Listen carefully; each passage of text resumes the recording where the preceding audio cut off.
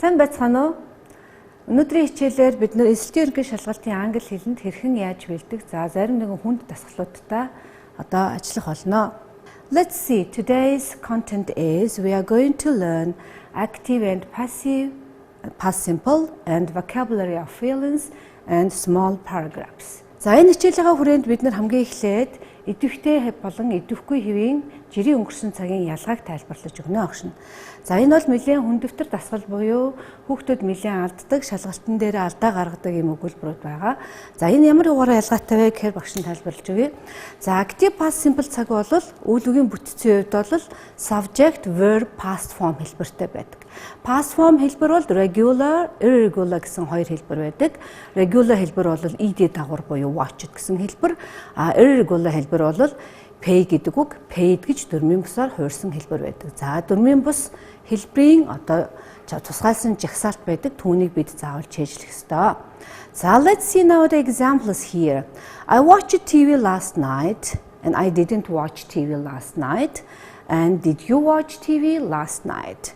Yes, I did. No, I didn't. За хариултыг бид нар yes, no хоёр хэлбэрээр хоёулангаар нь өгч болно. За next sentence is he paid the bill yesterday. He didn't pay the bill yesterday. Did he pay the bill yesterday? The answer is yes, he did. No, he didn't. За энэ хоёр өгүүлбэрийг харьцуулаад харах юм бол биднэрт past simple цагийн туслах үйлэг заавал did-ийг хэрэгжилж байгаа гэдгийг ихсэн харна. За did-ийн ардталд орсон үйлэг ed дагавар хэрэглэгдэхгүй. За яагаад гэвэл did маань өөрөө do гэдэг үгний өнгөрсөн цаг байж байгаа. За мөн ялгаагүй доотлын өгүүлбэр дээр бол мөн тэр үйл үгийн infinitive хэлбэрийг сайн харах ёстой. Хэврээ үйл үгийн infinitive хэлбэрийг мэдэхгүй байвал бид энэ төвөргөлтийг буруу их учраас pay гэдгийн өнгөрсөн цаг paid гэдгийг сайн анзаарч харна. За тэгээд үүнээс хойш бид нар дөрмийн бус үгнийхээ үйл үгүүдийг маш сайн чийжлэх хэрэгтэй. За passive past simple цагийн өгүүлбэрийн бүтц бол was, were, the verbs pp хоёр байдаг. За pp гэдэг бол past participle буюу үйлдэлийн өнгөрсөн цаг байгаа. За үйлдлийн өнгөрсөн цаг бол дөрмийн ба дөрмийн бус хэлбэрээр бас үүсдэг байгаа. За дөрмийн хэлбэр нь past simple цагийн активтай адилхан ed дагавар залгаж үүсдэг бол дөрмийн бус хэлбэр нь бол дөрмийн бус үгний үйл үгний жагсаалтын 3 дахь хэлбэр байдаг. За let's see now these two examples. The menu was checked by the chef.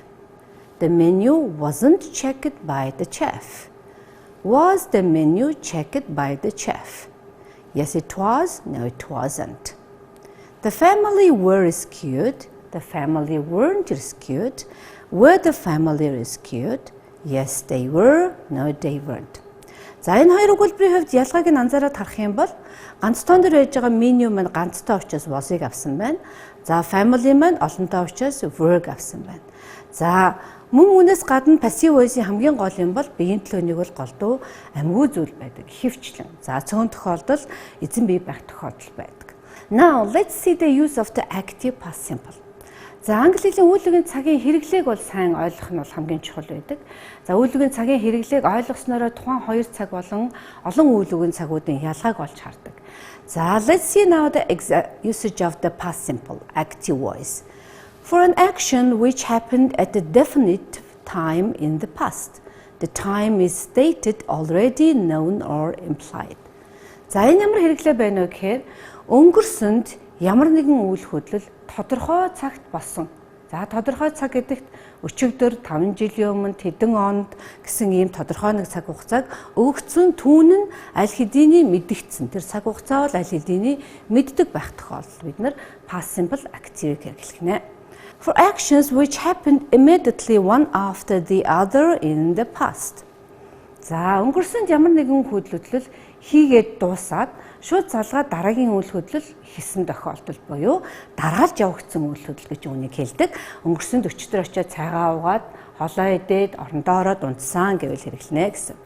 For the past habits or states which are now finished in such cases, we can also use the expression used to. Өнгөрсөнд болсон энэ зуршлыг илэрхийлдэг байгаа. Past habit энэ тохиолдолд past simple цагийн оронд used to хэрэгжилж бас болдог. За энэ тухайн үйл хөдлөл бол аль хэзээ дууссан, одоо энэ үйл процесс явагдаагүй байдаг. За жишээлх юм бол хүүхэд байхдаа би дугуй ундаг байсан. гэж хэлээд одоо бол унахаа болцсон тохиолдолд when I was a child I used to ride a bike гэж хэлдэг. За тухайн цагийн буюу үйл үгийн цагууд дээр туслах time expression буюу цаг хугацааны хэллэгүүд гэж байдаг. Тухайн өгүүлбэрийг тодруулж өгнө, утгыг утга санааг дэлгэрүүлж тодруулж өгдөг. За энэ үгнүүдэд yesterday, then, when, how long ago, last night, last day, last month гэх мэтчлэн 5 days ago, 5 years ago, 5 months ago тэ үгнүүд ахна in 2001 буюу тухайн цаг хугацаанаас өмнөх он тооллууд байх нэ. За хэрэглээний хувьд бид ийм хэрэглэг active дээр хэрэглэдэг. Active past simple цаг дээр. За let's see now use of the passive past simple. За одоо бид нар идвэхгүй хэв ямар үед хэрэглэгддгийг үзье. За үйл үгийн цагийн хувьд бол мэдээж түрүүний үйл явдалтай адилхан өнгөрсөнд тодорхой цагт болсон үйл явдал гэдэг бол хэвээрээ байна. За гагцхүү бид энд биеийн төлөөнийг яаж өөрчлөлтгийг харах ёстой. When the person who carries out the action is unknown, unimportant or obvious from the context. Тэгэхээр эзэн бие буюу үүлийн эзэн хэн гэдг нь тухайн үйлдэлийг хийсэн мэдэгдэхгүй, тэр нь чухал биш. За одоо чи цонх хагарчихсан байна гэхэд тэр цонхыг хэн хагалсан гэдэг нь сонирн биш. Хагалсан гэдэг үйлдэл нь чухал тохиолдолд идэвхгүй хэв буюу пассив хэрэгэлдэг. When the action itself is more important than the person who carries it out, as in the news, headlines, formal notices, or magazines, and some etc. Тэр үйлдлийн буюу тухайн мэдээнд гарч байгаа, сонинд гарч байгаа, ерөнхий тэмдэглээнд орж байгаа тухайн мэдээлэл нь чухал байх юм бол энэ passive voice буюу passive past simple дээр хэрэгжилж байгаа. За next one is when we refer to an unpleasant event and we do not want to say who or what is to blame. За ямар нэгэн үйл хөдлөлийг бид нар хийхдээ тухайн үйлдэлийг хэн хийсэн тодорхойгүй, хэн нэгнийг буруушах шаардлагагүй, тэрийг одоо хүсэхгүй байгаа тохиолдолд тэр тааламжгүй үйл хөдлөлийг илэрхийлэхэд passive voice буюу идэвхгүй хэвээр илэрхийлнэ. За ингээд мөн үйл үгийн одоо цагийн туслах цагууд бол time expression буюу илүү одоо хэрэгэлдэг үйл үгийн үгүүд бол yesterday, then, when, how long ago, last та үгнүүд байж болно. За одоо хэдүүлээ example буюу жишээн дээр багш нь тайлбарлаж өгье. За ямар жишээ байна вэ гэхээр энэ дээр багш нь passive present simple and passive past simple and active present simple, active past simple-ийг бид нар өгсөн тарцуулж хэлсэн байгаа багш нь. За first one is Toyota cars are made in Japan. People drive Toyota cars every day. За энэ хоёр өгүүлбэрээс харах юм бол Toyota машиныг Японд хийдэг буюу үйлдвэрлэдэг хийдэг гэсэн санаа байна. Биеийн төлөөний үг амьгөө буюу Toyota машины тухай л ярьж байгаа, үйлдвэрлэдэг тухай л ярьж байгаа. Энийг хэн хийдэг тухай онцолж яриаггүй гэсэн. За харин people drive Toyota cars every day гэдэг бол хэн энэ машиныг жолоодод байдаг юм бэ? Үүлийн эзэн хин юм бэ гэдгийг тодорхойлж байгаа учраас энийг active voice дээр буюу people drive гэж хэлж. За яг тухайн өгүүлбэрийг бид өнгөрсөн цаг руу хувирахад Toyota cars were made in Japan many years ago and people drove Toyota cars many years ago. За энэ бол хоёулаа past simple цаг дээр байж байгаа. За cars гэдэг маань олон тоон дээр учраас were авсан үлэг past participle хэлбэр дээр make made and drive өнгөрсөн цаг drove. Тийм учраас хүмүүс Toyota машиныг олон жилийн өмнөөс жолоодсон гэсэн үг. За дараа хоёр өгүүлбэрийг яг энэ хэлбэрээр харьцуулан ойлгож үзээрэй. За энэ дээр бол багш нь Coca-Cola is produced буюу ганц тоон дээр авсан байгаа гэдгийг анзаарч хараарай. За тэгээд active, passive хоёрын өгүүлбэрийн бүтцийн ялгааг үүнээс дахин тодруулан харж болно. Let's see now turning the active into the passive. За идэвхтэй хэвээс passive буюу идэвхгүй хэв рүү өгүүлбэр шилжихэд ямар дүрмийг баримтаж юу нөөцлөгдөх тухай тайлбарлаж өгье. За эсэлтийн ерөнхий шалгалтанд энэтэй холбоотой дасгалууд дээр хүүхдүүд бол тухайн subject object-ыг яаж өөрчлөгдөж байгааг мэдэх шаардлагатай байдаг. За тийм учраас багш нь тайлбарлаж өгье. The object of the active sentence becomes the subject in the passive sentence. The active verb changes into a passive form. The subject of the active sentence becomes the agent. За энэ гурван өгүүлбэрийг орчуулах юм бол идэвхтэй хэвийн өгүүлбэрт байгаа object буюу энэ тусахдхуу маань passive voice руу subject буюу биеийн төлөөнийг болж орж ирнэ. За тухайн үйл үгийн цаг буюу active voice дээр ямар үйл үгийн цаг дээр байна? Тухайн үйл үгийн цагийн пассив руу хувирна. Тэгэхээр нэгсэндээ ямар цаг дээр байна? Өнгөрсөн цаг дээр бол өнгөрсөн цаг, ирээдүйн цаг дээр ирээдүйн цаг гэсэн хэлбэр дээр хувирах нэ гэсэн. За дараагийн хэлбэрэнд subject буюу идэвхтэй хэвийн биеийн төлөөнийг маань subject маань за passive voice руу object болж орж ирдэг. За тэгэхдээ ихэвчлэн by буюу by гэсэн preposition-ыг илүү хэрэгжилж өгдөг. Тэр утгаараа passive voice-ийг ялах тэмдэг бол өгүүлбэрийн төгсгөлд by байдаг. За for example, Alexander Fleming discovered the penicillin. За энэ Alexander Fleming бол өөрөө пенициллинийг зохион бүтээсэн гэсэн өгүүлбэр байж байгаа. За харин одоо нөгөө passive болохдоо penicillin нишээ subject болоод penicillin was discovered by Alexander Fleming. За эсэлтийн ерөнхий шалгалтын 2018 оны A вариантын 10 дугаар өгүүлбэр дээр за энэ өгүүлбэр байгаа. За who blank the penicillin discovered by.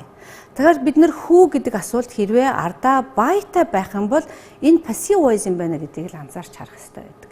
За хариулт Alexander Fleming гэдэг идэвхтэй хэвийн буюу биеийн төлөөнийг урдаа байгаа учраас энийг active voice дээр хэрэглэх юм байна гэдгийг анзаарч харах хэрэгтэй.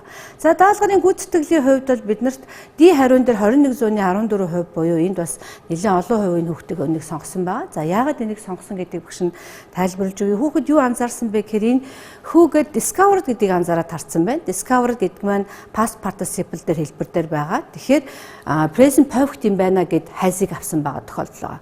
За хэрвээ энэ by-ыг харцсан бол by гэдэг асуулттай тохиолдол хизээч бид нар present perfect цаг дээр хэрэгэлдэггүй. Дараагийн хувилбар буюу биднэрт энэ was has discovered-ыг 14.71% хүүхэд гүйцэтгсэн байна. За эхний хэлбэрээ авцсан байгаа боловч дараагийн өгүүлбэр дээр has discovered гэж авсан байгаа. За яагаад энэ буруу вэ гэхээр үйл үгийн цаг цагтаагаа зохицдог буюу асуулт ямар цаг дээр байна, хариулт тухайн цаг дээр байдаг. Эхний өгүүлбэр past simple цаг дээр байж байгаа, хариулт мөн л past simple цаг дээр байхаас одоо цаг буюу present perfect цаг дээр байхгүй гэдгийг анзаарсан харах хэрэгтэй. За дараагийн өгүүлбэр мөн үүнтэй адилхан жишг даалгавар байж байгаа. За энэ 2018 оны C вариант, D вариант дээр байж байгаа. За мөн саяны асуулт байж байгаа. Үүнийг та хэд одоо дараа хийхдээ бол илүү ойлгомжтой ойлгох бах. За энэ дээр илүү одоо хувьтай гүйцэтгэл 41.63% is was invented-ийг авсан байгаа. За энийг яагаад is гэж авсан бэ гэхээр одоо цаг өнгөрсөн цагтай холбож өгсөн байна. Тэгэхээр одоо цаг өнгөрсөн цагаар хязгаарч асуух хариулах өгүүлбэрт нэг зэрэг орохгүй. Ямар асуулт цаг дээр асуусан өгүүлбэр тухайн цаг дээр л хариулагддаг гэдгийг сайн харах хэрэгтэй. Тийм учраас энэ is гэдэг асуултаар асуух ёсгүй байгаа гэдгийг харнаа. За дараагийн хувь нь болохоор was has invented буюу 14.97%-ийг одоо хариулсан байгаа. За яг түүний өмнөх алдаатай адилхан буюу энийг present perfect цаг гэж үзтээ дараагийн өгүүлбэр. Тэгэхээр энэ зохион бүтээсэн үйл ажиллагаа бол өнгөрсөндөө болоод дууссан саяхан хийсэн процесс биш гэдгийг анзаарч байгаа. Has invented бол present perfect цаг. За бид үүнтэй холбоотой дүрмийг одоо үзье. When we want to find out who or what did something, then the passive question form as follows: who, what, blank, by. За бид ямар нэгэн хүн юу хийснийг нь илүү тодруулах шаардлагатай бол идэвхгүй хэвдээр асуух өгүүлбэр whoг асууж болно. Тэр үедээ дандаа who, by, what, by. За бусад үйлүүгийн цаг дээр ямар нэгэн асуух үг байлаа гэхэд ардаа by дангаараа асуудаггүй. Энэ бол идэвхгүй хэвийн гол онцлог. За by гэдэг маань өөрөө the agent, the person who carries out the action, is introduced with the preposition by and is mentioned only when the identifier of agent is important or needs to be stated. За by-ыг хэрэгжилж байгаа тохиолдолд бид тухайн өгүүлбэрийн эзэн бие нь хэн хийсэн бэ гэдгийг одоо дурдах шаардлагатай үед л үүнийг by-ыг хэрэглэнэ. Passive voice дээр by-ыг хэрэглэхгүй байх тохиолдол ихэвчлэн байдаг. Үлийн эзэн хэн хийсэн бэ гэдгийг онцлон дурдах үед л хэрэглэж байгаа. За дараагийн хэсэг бид нар үгсийн сан буюу vocabulary of the fieldness багш нь энэ дээр зарим нэгэн түгээмэл хэрэгэлдэг одоо мэдрэмж илэрхийлсэн үгүүдийг өгсөн байгаа. Эдгээр үгүүдийг дэвтэр дээрээ тэмдэглэж аваад өөрөөсөө флаш карт хийгээд үгээ чийжилж аваарай. Тэр үг чийжлэн гэдэг бол эсэлтийн ерөнхий шалгалтын хамгийн чухал хэсэг бөгөөд өдөрт бол нэлээд их үгийг 40-50 за түүнээс илүү үгийг чийжилж явах нь илүү боломжтой шүү. За дараагийн хувилбар дээр багш нь 2018 оны СЭ хувилбарын 23 дугаар даалгавар дээр агуулгын хувьд өгсөн сан тань мэдхүйн төвшингүүд сэргээн санах үйл ажиллагааг шалгасан хүндрлийн зэргийн хувьд бол хүнд даалгавартай хүнд зэргийн даалгаврыг одоо энд тайлбарлаж өгье. Ерөнхийдөө бол энэ даалгаврын зорилго бол мэдрэмж заасан үгийг тохиромжтой үед зөв ашиглаж сурах. За өгүүлбэрийн хувьд бол энэ бол ерөнхийдөө идиомс байж байгаа. За эсэлт ерөнхий шалгалтын ихэнх хүндэвтэр даалгавар бол идиомс буюу хэлц үйлүүд байдаг. Butterflies in your stomach гэдгийг тайлбарсан байна. Энэ маань идиомс буюу хэлц үг байгаа. Далд утгатай яг энэ утгаараа автгүй хэрэглэгддэг. За энэ үг нь ямар утгатай үг вэ гэхээр a feeling of being very nervous or frightened about something буюу айц сандарсан, түгшсэн гэсэн санааг илэрхийлнэ. За тийм учраас хариулт маань nervous гэсэн үг байсан. За хариултын гүйцэтгэлийн хувьас харах юм бол excited гэдгийг 25-45% хүүхдэд гүйцэтгсэн байгаа. Гэхдээ excited гэдэг бол сэтгэл хөөрөд баярлаж сэтгэл хөдлөхийг хэлэхээс ямар нэг байдлаар сандарна гэсэн санаа байхгүй. Энэ дээр хамгийн гол нь frightened буюу айж сандарсан гэдэг санаа байна гэсэн утгыг сайн харах хэрэгтэй. За нэмэлтээр нийтлэг түгээмэл идиомсуудыг энд оруулж өгсөн. Okay. It's a piece of cake гэдэг үг маань easy буюу амархан гэсэн утгатай үг. It's raining cats and dogs гэдэг бол маш их бороо орж байгаа. Ширүүн их бороо орохыг хэлж байгаа. Kill two birds with one stone гэдэг бол ямар нэгэн нэг зүйлийг шууд тэр дорн хоёр зүйлийг тэр дорн нэгт нь хамтраад бөөнд нь хурдан хийхийг хэлж байгаа. За ийм common idioms-ыг интернет сайт руу орж агаад хүүхдүүд өөрсдөө аваад өдөр тодорхой хэмжээгээр 5-аас 10 idioms-ыг чийжлэх хэрэгтэй. За next is read about a small paragraph. Одоо тестүүдийн хөвчлэн одоо 2-2, 2-3 хэсэгт байдаг. Хөвчлийн дүгнэлт, анализ хийх, нэлээд бодох шаардлагатай байдаг. Энд маш олон талаас нь тайлбарлах хэрэгтэй байдаг. За энд бид нар жижигхэн захиа байгаа. Эхлээд одоо өгүүлбэрээ сканердад нэг сайхан уншина. Small paragraph ба нэг уншиж өгнө. Тэгтэл одоо бид юуны тухай вэ гэдгээ нэг ойлгоод авчина. За түүний дараагаар яг тухайн өгөгдөл өгүүлбэр ямар цаг дээр ямар гишүүн хэрэгтэй байгааг анзаарч харах ёстой гэсэн. За 37 дугаар өгүүлбэрийг хэдүүлээ харъя. The weather blank beautiful and we have lots of plans for now to spend the next couple of weeks. За өгүүлбэрийг харахаар өгүүлбэр цаг одоо цаг дээр байж байгаа. Энийг би have гэдгээр харж. Have гэдэг бол одоо цаг дээр байна. За одоо цаг дээр байгаа учраас тухайн энэ ABCD сонголтоос биднэрт одоо цагийн өгүүлбэр хэрэгтэй, өгөгдөл хэрэгтэй гэсэн. Тэгэхээр had been, was, were 3 бол хэрэггүй. За ийм хасах маягаар хийж болно. За энэ хоёрыг бодоод үзэхээр нэг нь have been, нэг нь is байгаа. За have been-ийг авах гэхээр were гэдэг бол ганцтай. Ганцтай учраас ганцтойн дээр have байдаггүй учраас have been биш боллоо. Тийм учраас зөв хариулт маань is байна. За дараагийн өгүүлбэр tomorrow we are going out on a glass bottomed boat to the wonderful sea life. За энэ өгүүлбэр хүртэл ингээ харчих. За ингээ харах юм бол to гэдгийг ардтаад л үйл үг infinitive орох нэ. Гэтэл бидэнд өгөгдсөн хэлбэрүүд бол дандаа phrasal verb та. За look at, look up, look ahead, look after, look for. За look at гэдэг нь ямар нэг зүйлөө харах, look up тол бичиг номноос ямар нэгэн хянаж шалгаж шүүх, look ahead гэдэг нь чигээрээ эрцээрээ урагшаа харах, look after болохоор асар халамжлах, look for хайх гэсэн утгатай. За 4114 look ahead-ыг сонгосон байгаа. Look ahead-ыг авах юм бол at wonderful sea life гэж хэлэхгүй. Мэдээж ahead гэдэг бол урагшаа чигээрээ гэсэн утгатай. Тэгэхээр юу руу харах юм буюу wonderful sea life буюу look at гэдэг нь зөв хариу байгаа гэдэг. Утгын хувьд бол энийг сайн харах хэрэгтэй. За next one 39. За өгүүлбэр эхэлж байна. They are holding an international evening with lots of food from different countries. За they are holding present continuous agreement. International evening оройн тухай ярьж байна. За одоо бид өгдлөө харахаар next morning at noon last night tonight yesterday. Тэгэхээр өнөөдөр оройн тухай present continuous цаг маань future буюу ирээдүйн цагийг илэрхийлдэг учраас өнгөрсөн цагийн буюу last night yesterday гэдэг өгөгдөл энд хэрэггүй. За at noon мөн удалгаагүй өдөр учраас энд оройн тухай ярьж байгаа учраас өдөр гэдэг үг хэрэггүй. За next morning маань мөн өглөөний тухай ярьж байгаа учраас хэрэггүй. Тэгэхээр өнөө орой гэдгийг evening гэдэг үг тодруулж байгаа учраас tonight гэдэг үг зөв бахнэ. Тэгэхээр tonight they are holding an international evening. За 40-р асуулт бол бид энэ бүх зүйлүүдийг нэгтгээд энэ текстээ ерөнхийдөө уншихаас гадна the couple is гэд энэ хосууд ямар цагаа өнгөрөөсөн тухай асуултууд байж байгаа. За өгөгдөл дээр ямар нэгэн байдлаар lazy, tired, excited гэсэн үгд логт дурдаагүй цагаа сайхан өнгөрөөж байгаа тухай ярьж байгаа. Тэгэхээр энэ дээр бол they are having wonderful time here in France гэсэн ба. Гайхалтай цаг хугацааг өнгөрөөж гин гэдэг бол a quiet, happy spending time буюу маш сайхан аз жаргалтайгаар цагийг өнгөрөөж байна гэдэгтээ утга үг байна. За эндээс илүү их одоо хувь гүйцэтгсэн одоо хариулт бол A хариу байна. 29-ны 70% гүйцэтгэлтэй. The lazy because they have done nothing to left to do. Энэ бол ихээ үнэндээ уншиж бол ойлгоогүй учраас энийг авсан байх гэж бодож. Яагаад гэхээр энд өөрөө өдөр болгон завгүй ямар нэгэн ажил зөндөө хийжсэн тухай ярьж байгаа. Тэгтэл энд have nothing left to do гэдгээс гадна lazy гэдэг санааг илэрхийлж өгсөн байгаа. Тэгэхээр өгүүлбэр буюу текстээ дахин нэг сайн унших шаардлагатай. За тэгээд санал зөвлөмж буюу эсэлтийн ерөнхий шалгалтанда дараах зүйлүүдийг анхаараарай хүүхдүүдээ. За эсэлтийн ерөнхий шалгалтыг хийхдээ өмнөх онуудын тестүүдийг яг 80 минутын хугацаанд өөрөө яг тогтвортой сууж төвлөрч суугаад хийх хэрэгтэй. Хийж явах явцдаа хариултын хуудасаа зэрэг бодож сурах. За бодохдоо тухайн хариултын хуудсан дээр ямар юм дээр алдаа гаргаж гин.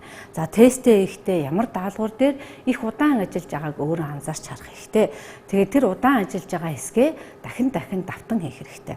За хоёрдугаарт нүгсийн сангаа нэмэгдүүлэхийн тулд хүүхдүүд өдөрт 40-50 үгийг хамгийн багадаа чийжлэх хэрэгтэй. Тэр үедээ яаж чийжлэх вэхээр эсэлтийнхаа ерөнхий шалгалтын 1 оны материалыг хийж байх үедээ тухайн оны материалаас шинэ үгүүдээ ялгаж аваад тэр өдөртөө өөртөө шаардлага тавиад үгсийн сангаа нэмэгдүүлэх шаардлагатай. За 3-дугаарт нь бол унших даалгаврыг ихээ уншихдаа эхлээд доор өгөгдсөн асуултуудыг буюу би юу мэдэх ёстой гэдэг өгөгдлийг сайн харах хэрэгтэй.